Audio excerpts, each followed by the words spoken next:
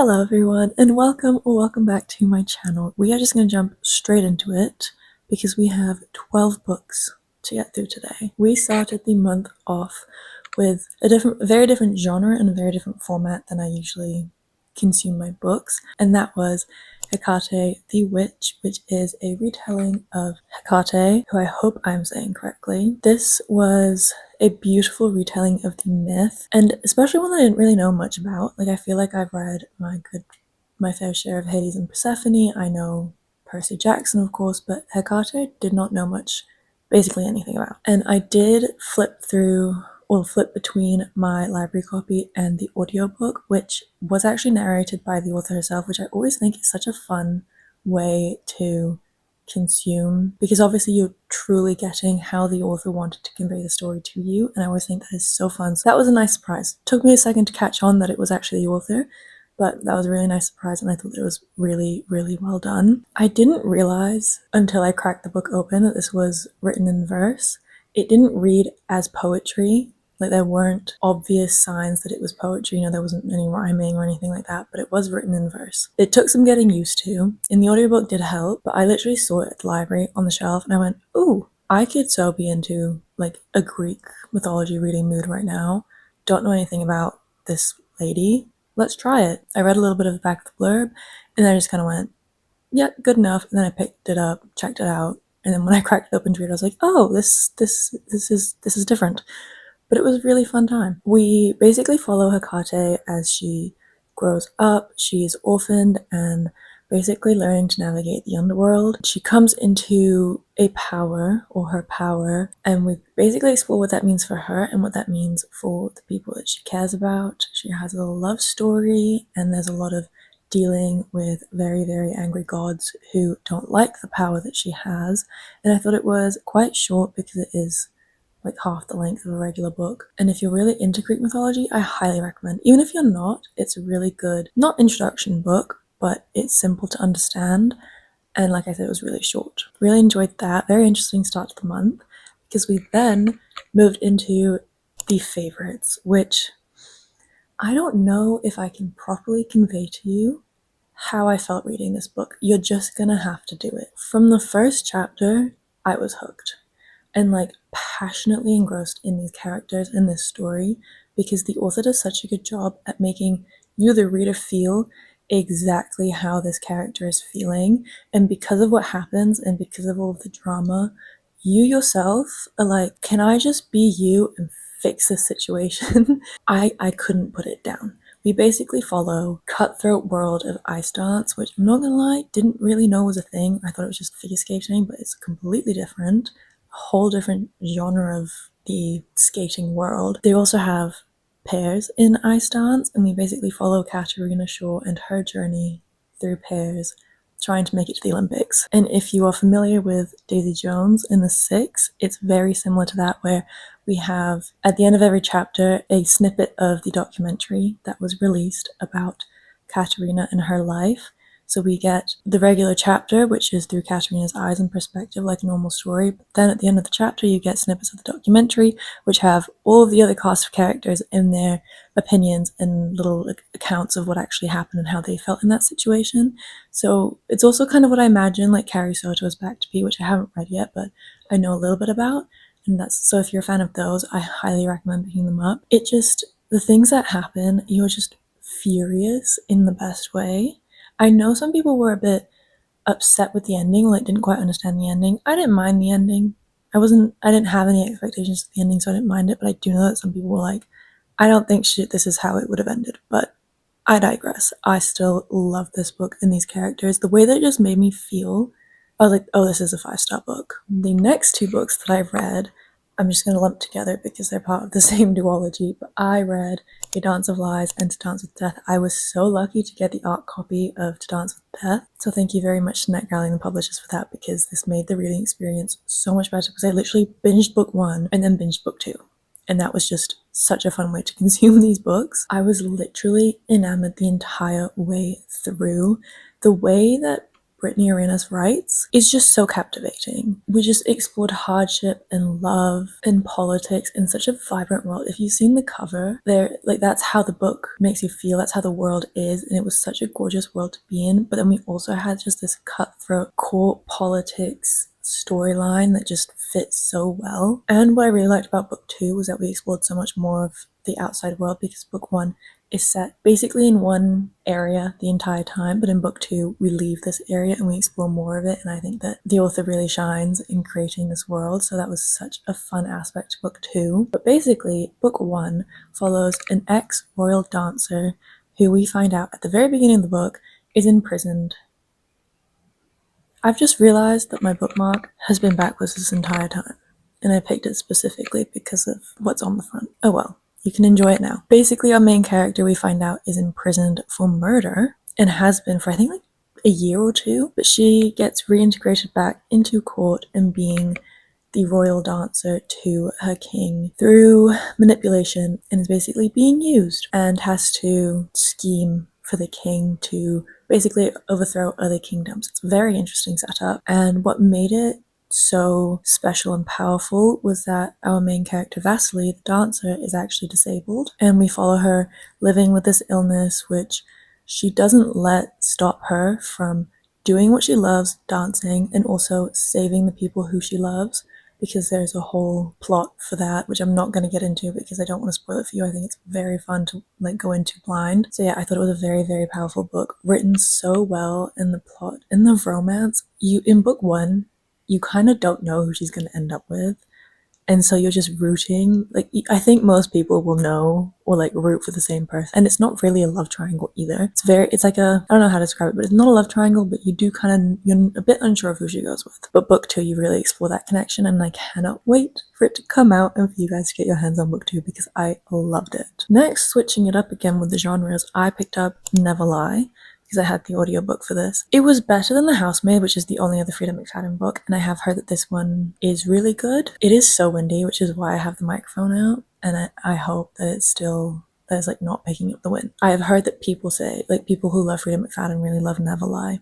And I think I'm just a little bit done with thrillers where like the actual person who did it was character, I don't know, M down the list, because it's not satisfying. I just finished one book which was more mystery-esque, and I really loved the way that the plot kind of came together, so I think I'm a little bit done with thrillers, or maybe I'm just not reading the right type of thriller, because it was an okay book. I wasn't thrilled, and I wasn't that intrigued. We basically follow a therapist who also wrote a book using some of her patients, like stories with consent obviously, who ends up disappearing. I don't remember if it's assumed that she died or if she disappeared, but we follow the lead up to that. And then we also follow the storyline of a new couple who are looking to buy a new house and settle down, and that house happens to be the therapist's old house. The way that the storylines connect, it was interesting, that the plot was interesting, but I wasn't itching to pick it up and finish. The next book that I picked up was The Book of Blood and Roses, which was another library book that I picked up purely based off of the cover, and then I read the back of the blurb and I was intrigued. It was such a fun time. I thought it had such a fun mix of plot and scenery and characters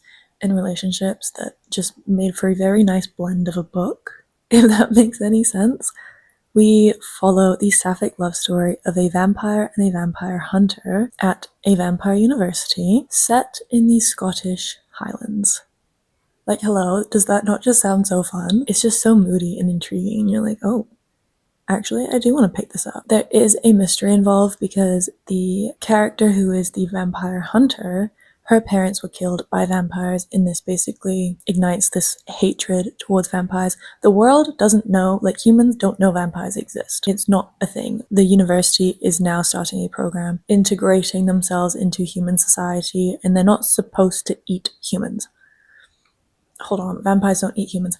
They're not supposed to drink human blood, but this is causing issues because there are some elitist vampires who don't believe in this. There's obviously this, her parents were just murdered, which wasn't supposed to happen. That's not what the vampires should be following. And there's a love story going on. And yeah, it was just a really fun blend of everything and set in the Scottish Highlands. It was beautiful. Then I picked up Just Friends. Now I listened to this book on audio and I'm finding it quite hard to be objective just because I feel like when a book has had so much attention, so much negative and positive attention going into the book, it's really hard to like set those conceived notions aside.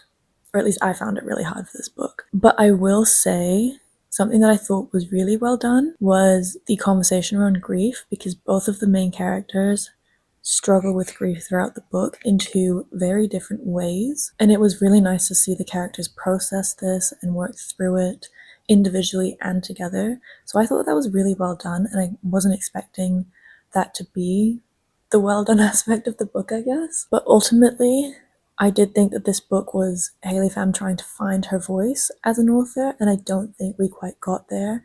I just think because, you don't really see the process up to a book. That didn't make sense, but you don't really see the writing process. You don't know authors as well as, I've watched her videos. I know her more than I know other authors just because I've seen what she puts out online.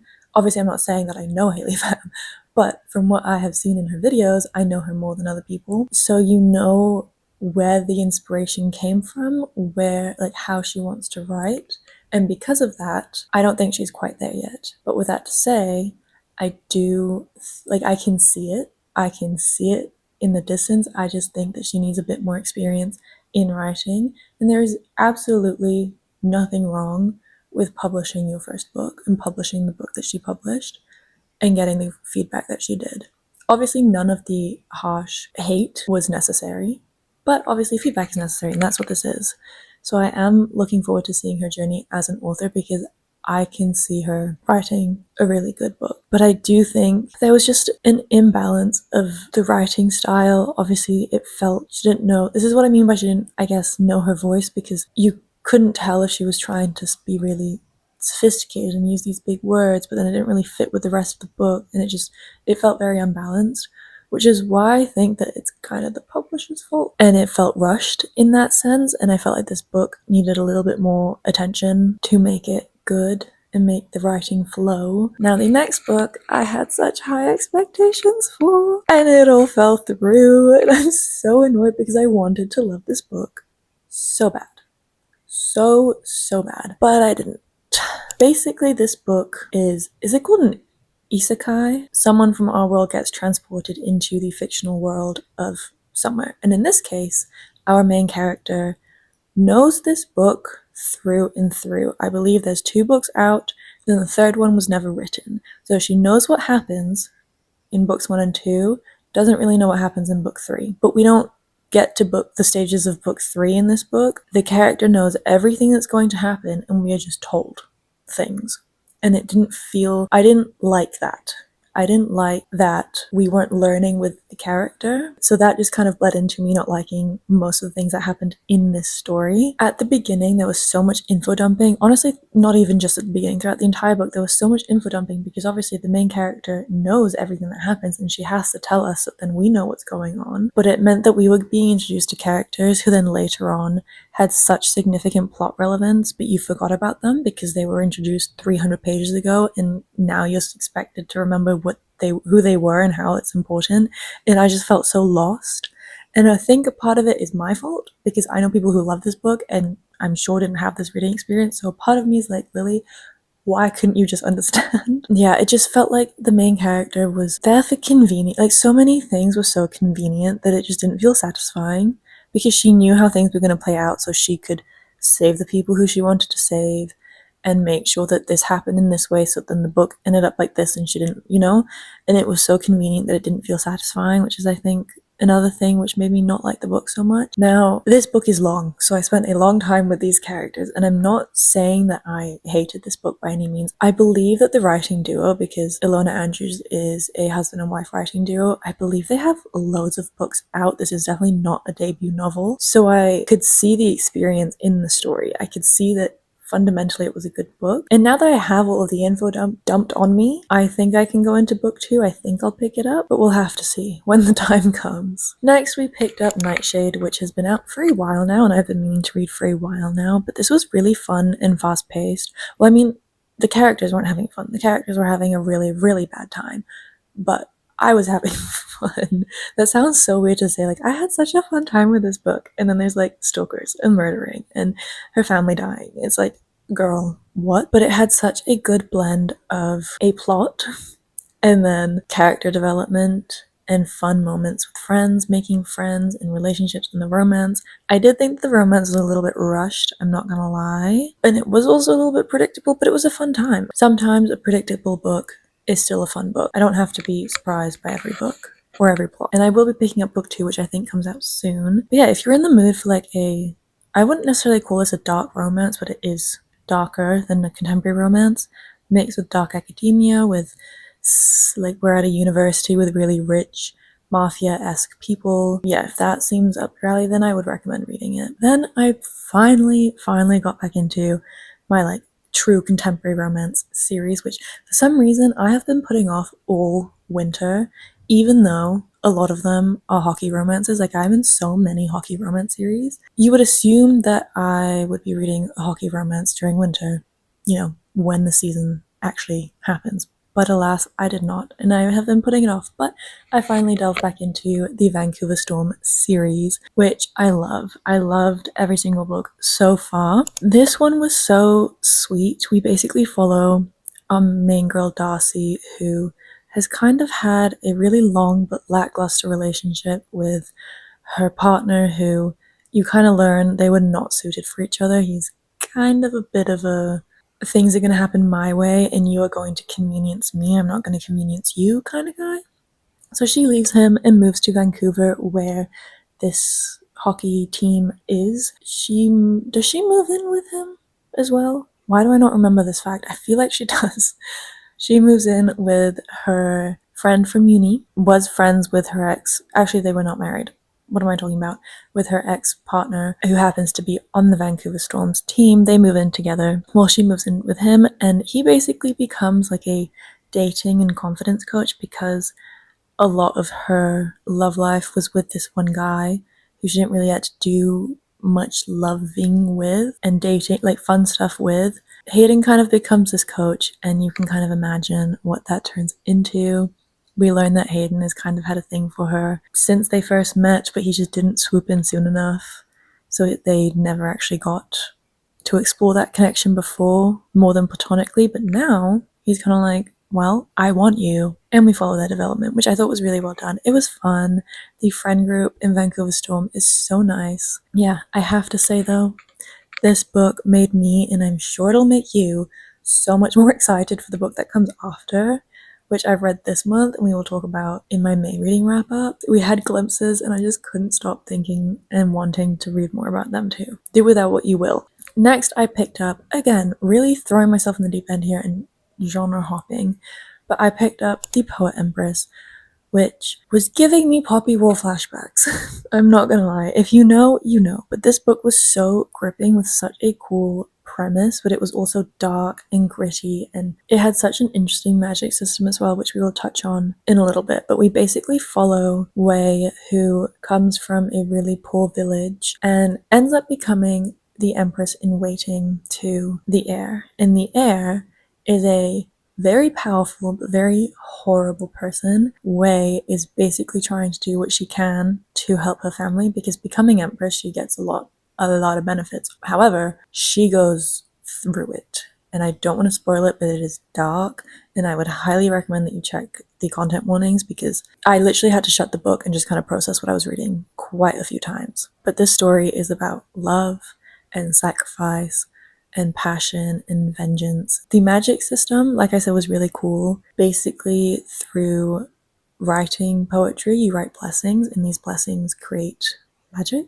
You could like write a blessing for the harvest season to grow really well, if that makes sense. And each heir to the throne has a different power, and only men can learn to read and write. Is a very, very big plot point in this story, because Wei learns to read and write in order to save the people that she loves. This was a very, very good story. It was a lot more politically inclined than it was fighting, which I think I was expecting, just I don't know why, probably because I kept getting flashbacks to the Poppy War, which is very much fighting and brutal in a physical way rather than like political court politics. So I kind of had to change what I thought how the book was going to go. And I was slightly lacking in that action-y sense, but it was still a really good book. And then lastly, I finished the month finishing Fated Throne, which is book 6 in the Zodiac Academy series. I think once I finish this series, I might do more of like a general recommendation and review of the series, just because it's a lot of books, it's a lot of story to get through. It is honestly quite repetitive. The book that I'm on now, because I have read further into the series, I think a lot of people find it repetitive, but honestly, once you're in book 6, you're so engrossed with these characters and you've been with them for so long that you can't put the book down. If you have ever picked up book 1 and thought, nah, this isn't for me, I highly recommend you try again if you like fantasy series and big fantasy series, because it gets better every book. And I know I have to say it's repetitive, but because of how much you love the characters and how just the way that they write relationships and dynamics and funny like, I don't understand the creativity that these two women have. Insane. I don't even know how they come up with these things. Like, I'm sat there giggling in bed, specifically recently because of the traditions or like things that the Pegasus do is so funny. Yeah. If you know, you know, but I just love being so engrossed in such a big cast of characters, so I personally don't mind that it's repetitive. I don't know if I've if I've made that sound very good or like making you want to pick that up, but I swear it's a good series. I swear. Those were the 12 books that I read this. I technically DNF'd The Dragon's Promise, which is book 2 to 6 Crimson Cranes, but I started it because I thought I was in the mood for it, and then I wasn't. I read the first book years ago, and I should have read book 2 years ago, and I think if I had the audiobook of it, I would be more inclined to read it, but I tried reading it, and I got 10 pages in, and then I went, actually, I don't feel like reading this right now. So technically I DNF that book, but like I said, I got 10 pages in, so I don't even think it's worth counting. But yeah, those were the 12 books that I read last month. Honestly, I would give all of them a go. I don't think I read a bad book this month. Let me know what books you guys read, what your favorites was what your least favorite was maybe, and I will see you in probably another reading vlog.